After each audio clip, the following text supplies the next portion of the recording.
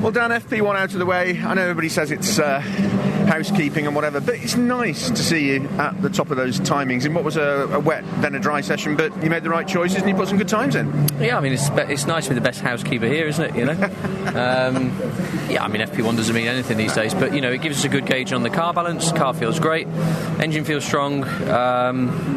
Yeah, it was nice. I mean, obviously, it was a difficult session. It was really scrappy. It was quite wet at the start, but not wet enough for a good set of wets, so you're all driving around on crap, and then, you know, you kind of get to that stage of, oh, we'll just have another go, but now it's too dry, so then you scrub your tyre, and it's just a really scrappy session. You know, ultimately, we only had, I think, three laps on the slick, so the next lap would have been really strong as well. But then the negative of that is you've just grained the fronts because they're not up to temperature because the track's damp. So, you know, it's 6.5 as the other, but it's nice to end up there, for sure.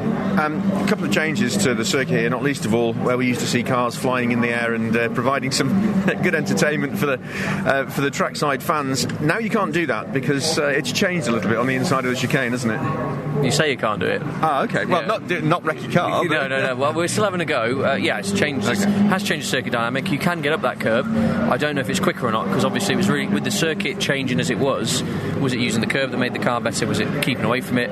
I don't know. I think we'll find that out in FP2. But yeah, it's just a great track, isn't it? It's just a giggle. You know, you don't stop up.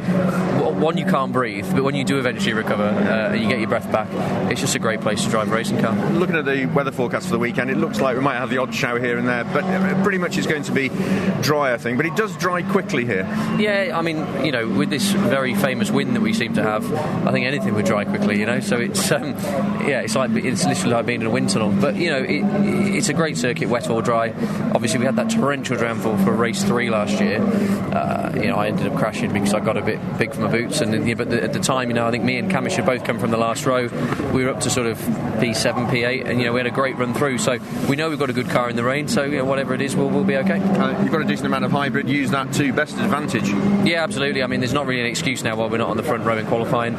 You know, I think, you know, we look back at Croft and ultimately the track limit regulation was what it was, you know, and we got pinged out of Q1, but nobody bettered that time for the rest of the weekend. So, you know, we've definitely got the pace now. We've just got to actually put it on some paperwork at the end of a session. Have a good weekend. Thank you.